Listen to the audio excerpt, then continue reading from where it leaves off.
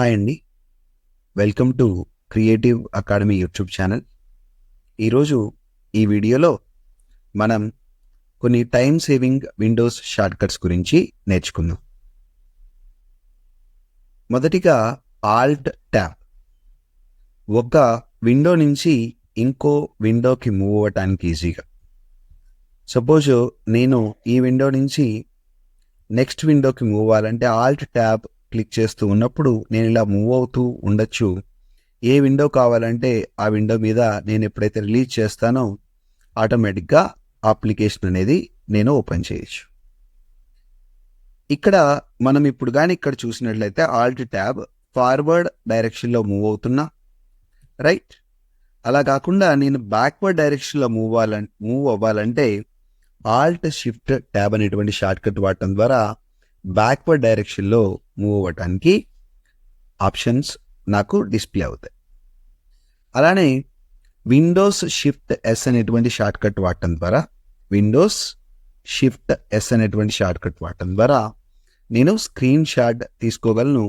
ఇలా తీసుకున్నటువంటి screen shot నేను ఎక్కడైనా కూడా అప్లికేషన్లో పేస్ట్ చేసుకోవచ్చు అన్నమాట. అలానే ఆల్ట్ ఎస్కేప్. మనం ఆల్ట్ ట్యాబ్ వాడినప్పుడు ఏమైందంటే విండోస్ ఏవైతే ఓపెన్ అయినాయో వాటన్నిటిని నేను చూడగలిగాను. ఏ విండో అయితే నాకు ఓపెన్ అవ్వాలో ఆ విండో దగ్గర నేను రిలీజ్ చేస్తున్నాను. బట్ ఎప్పుడైతే ఆల్ట్ ఎస్కేప్ అనే దాన్ని వాడతామో, ఈ ఆల్ట్ ఎస్కేప్ అనేటువంటి షార్ట్కట్ వాడటం ద్వారా ఓపెన్ అయినటువంటి అన్ని విండోస్ సైక్లిక్ ఆర్డర్లో మనం వాటిని ఓపెన్ అయినటువంటి విండోస్ మొత్తాన్ని కూడా నేను చూసుకొని ఏ విండో దగ్గర కావాలైతే ఆ విండో దగ్గర దాన్ని నేను రిలీజ్ చేయొచ్చు అనమాట. తర్వాత నెక్స్ట్ షార్ట్కట్ ఏముందో మనం ఒకసారి చూద్దాం. Windows down arrow. ఈ విండోస్ డౌన్ యారో వాడటం ద్వారా విండోస్ డౌన్ యారో క్లిక్ చేయడం ద్వారా నేను ఫస్ట్ రీస్టోర్ దెన్ మినిమైజ్. అలానే విండోస్ అప్ యారో క్లిక్ చేయడం ద్వారా నేను రీస్టోర్ మ్యాక్సిమైజ్ చేయడానికి నాకు ఆప్షన్స్ ఉన్నాయి. అలానే ఎప్పుడైతే నేను విండోస్ డి అనేటువంటి షార్ట్కట్ వాడతానో డైరెక్ట్గా డెస్క్టాప్ చూడొచ్చు.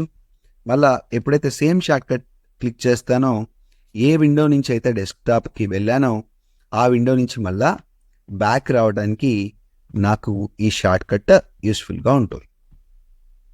నెక్స్ట్, ఎప్పుడైనా నేను ఉన్నటువంటి అప్లికేషన్ క్లోజ్ చేయాలన్నా లేదా అన్ని అప్లికేషన్స్ క్లోజ్ అయిన తర్వాత విండోస్ని షట్ డౌన్ చేయాలన్నా ఆల్ట్ F4 అనేటువంటి షార్ట్కట్ వాడటం ద్వారా నేను అప్లికేషన్ క్లోజ్ చేయటం లేదా షట్ డౌన్ చేయటం చేయొచ్చు. అలానే ఒక విండోని క్లోజ్ చేయాలన్నా నేను కంట్రోల్ F4 అనేటువంటి షార్ట్కట్ వాడటం ద్వారా విండోని నేను క్లోజ్ చేయగలను. ఒకసారి మీరు కానీ ఇక్కడ చూసినట్లయితే నేను ఇక్కడ ఒక ఫైల్ ఏదైనా ఓపెన్ చేస్తాను. ఇక్కడ ఈ విండో నేను ఏదైనా క్లోజ్ చేయాలంటే నేను సింపుల్గా కంట్రోల్ F4 అనేటువంటి షార్ట్కట్, సపోజ్ నేను ఒక కొత్త ఫైల్ ఓపెన్ చేశాను. ఇక్కడ నేను క్లిక్ చేసి ఒక కొత్త ఫైల్, న్యూ ఫైల్ ఓపెన్ చేశాను. దీన్ని క్లోజ్ చేయాలంటే సింపుల్గా కంట్రోల్ F4 అనేటువంటి షార్ట్కట్ వాడటం ద్వారా నేను ఈజీగా దీన్ని క్లోజ్ చేయగలను.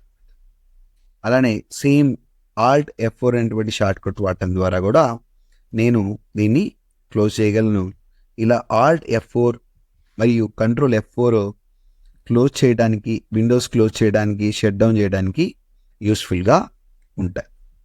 నెక్స్ట్, ఏదైతే విండో నార్మల్ పొజిషన్లో ఉందో మనకి పవర్ పాయింట్ ప్రజెంటేషన్లో వచ్చేటప్పటికి ఆల్ట్ ఫంక్షన్ F5 మనం ప్రజెంటేషన్ పర్పస్ కోసం వాడతాం. మనం అలా కాకుండా నార్మల్ ప్రజెంటేషన్ ఏదైతే ఉందో, రైట్, నార్మల్ ప్రజెంటేషన్ మనం ఇవ్వాలంటే F5 అనేటువంటి షార్ట్కట్ మనం వాడతాం.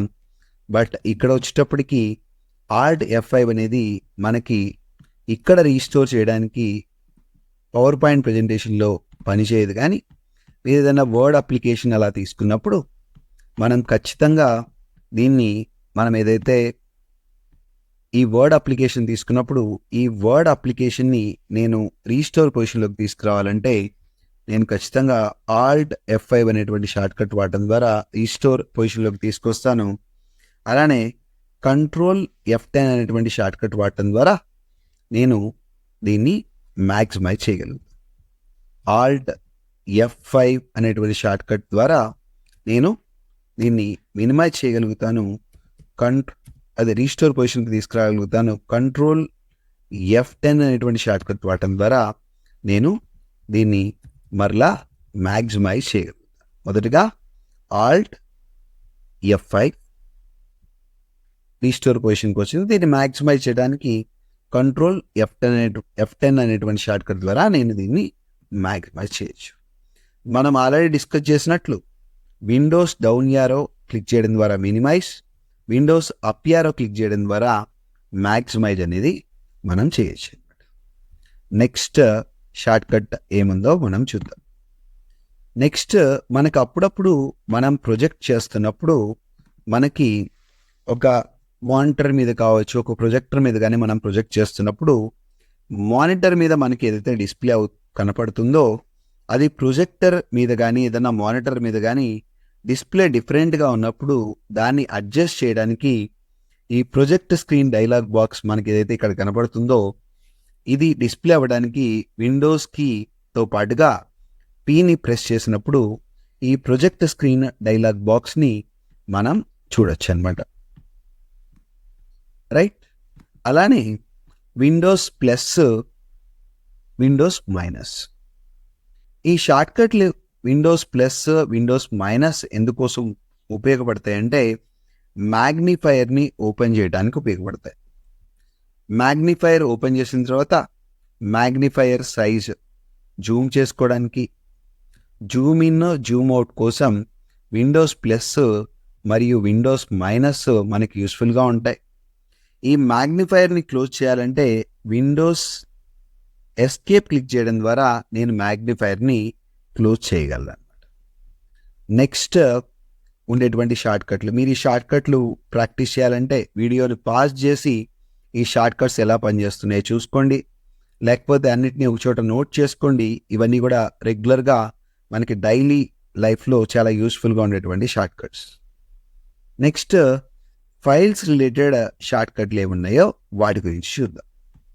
మనకి ఇక్కడ కానీ చూసినట్లయితే ఫైల్స్ రిలేటెడ్ షార్ట్ కట్స్ కానీ మనం చూసినట్లయితే ఒక న్యూ ఫైల్ని ఏదైనా క్రియేట్ చేయాలంటే, న్యూ ఫోల్డర్ని ఏదైనా క్రియేట్ చేయాలంటే, ఇక్కడ ఒక ఫోల్డర్ని నేను క్రియేట్ చేయాలంటే సపోజ్ నేను ఇక్కడ ఏదో ఒకటి తీసుకుంటున్నాను, డెస్క్టాప్ తీసుకుంటున్నా. డెస్క్టాప్ మీద నాకు కొత్త ఫోల్డర్ క్రియేట్ అవ్వాలంటే షార్ట్ కట్ ఏంటంటే కంట్రోల్ షిఫ్ట్ ఎన్ అనేటువంటి షార్ట్ కట్ వాడటం ద్వారా నేను కొత్త ఫోల్డర్ని క్రియేట్ చేయొచ్చు. అలానే సెలెక్ట్ చేసినటువంటి ఫోల్డర్ని రీనేమ్ చేయాలంటే సింపుల్గా F2 అనేటువంటి షార్ట్ కట్ వాడటం ద్వారా నేను దాన్ని రీనేమ్ చేయొచ్చు. అలానే F3 అనేటువంటి షార్ట్ కట్ వాడటం ద్వారా డైరెక్ట్గా సెర్చ్ చేయడానికి సెర్చ్ బాక్స్కి నేను వెళ్ళిపోవచ్చు. ఇలాంటి షార్ట్ కట్లన్నీ కూడా విండోస్ ఫైల్ ఎక్స్ప్లోరర్కి సంబంధించి ఫైల్ రిలేటెడ్ షార్ట్ కట్స్లో నేను వాడుకోవచ్చు.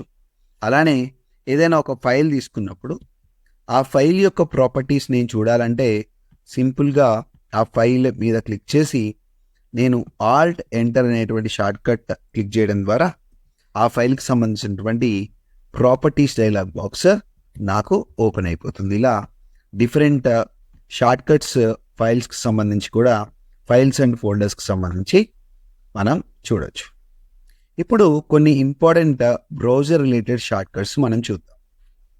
ఒక బ్రౌజర్లో నేను ఒక కొత్త ట్యాబ్ ఓపెన్ చేయాలి. ఇలా బ్రౌజర్లో ఉంటే నేను ఒక కొత్త ట్యాబ్ ఓపెన్ చేయాలంటే కంట్రోల్ T అనేటువంటి షార్ట్ కట్ వాడటం ద్వారా నేను కొత్త ట్యాబ్ని ఓపెన్ చేయొచ్చు. సపోజ్ నేను ఇప్పుడు ఇక్కడ గూగుల్ అనేటువంటి ఒక google.com ఒక వెబ్సైట్ ఓపెన్ చేశాను. ఈ ఓపెన్ చేసి నేను దీన్ని క్లోజ్ చేశాను. లాస్ట్గా ఓపెన్ చేసినటువంటి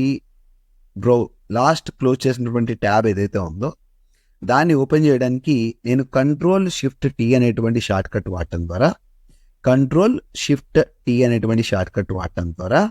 నేను ప్రీవియస్గా క్లోజ్ అయినటువంటి ట్యాబ్ ఏదైతే ఉందో నేను దాన్ని ఓపెన్ చేయొచ్చు. అలానే కరెంట్ ట్యాబ్ ఏంటి? గూగుల్. దీన్ని క్లోజ్ చేయాలంటే షార్ట్ కట్ ఏంటి? కంట్రోల్ డబ్ల్యూ అనేటువంటి షార్ట్ కట్ వాడటం ద్వారా నేను ప్రెజెంట్ ట్యాబ్ ఏదైతే ఉందో దాన్ని క్లోజ్ చేయొచ్చు. మరలా దాన్ని ఓపెన్ చేయాలంటే కంట్రోల్ షిఫ్ట్ టీ ద్వారా ప్రీవియస్గా క్లోజ్ అయినటువంటి ట్యాబ్ని నేను ఓపెన్ చేయొచ్చు అనమాట. అలానే ఒక ట్యాబ్ నుంచి ఇంకో ట్యాబ్కి మూవ్ అవ్వటానికి ఇప్పుడు నాకు ఇలా ఉంది. ఈ ట్యాబ్ నుంచి నేను నెక్స్ట్ ట్యాబ్కి మూవ్ అవ్వాలంటే కంట్రోల్ ట్యాబ్ అనేటువంటి షార్ట్ కట్ వాడటం ద్వారా నెక్స్ట్ ట్యాబ్కి వెళ్తాను. ప్రీవియస్ ట్యాబ్కి రావాలంటే కంట్రోల్ షిఫ్ట్ ట్యాబ్ అనేటువంటి షార్ట్ కట్ ద్వారా బ్రౌజర్లో ఉన్నటువంటి ప్రీవియస్ ట్యాబ్కి నేను రాగలుగుతాను. అలానే కంట్రోల్ ఎల్ అనేటువంటి షార్ట్ కట్ ద్వారా ఏదైతే నాకు అడ్రస్ బార్ని సెలెక్ట్ చేసి దాన్ని డిలీట్ చేయడానికి లేదా దాన్ని ఏదైనా చేంజ్ చేయడానికి అడ్రస్ బార్ సెలెక్షన్ కోసం నేను కంట్రోల్ ఎల్ అనేటువంటి షార్ట్ కట్ వాడతాను. ఇలా షార్ట్ కట్స్ వాడటం ద్వారా మనం మన వర్క్ ఏదైతే ఉందో దాన్ని మనం సింపుల్గా కంప్లీట్ చేసుకోవచ్చు. ఈ వీడియో కానీ మీకు నచ్చినట్లయితే లైక్ చేయండి. అలానే మీరు ఇలాంటి మరిన్ని వీడియోలు చూడాలంటే ఛానల్కి సబ్స్క్రైబ్ అవ్వండి. Thank you.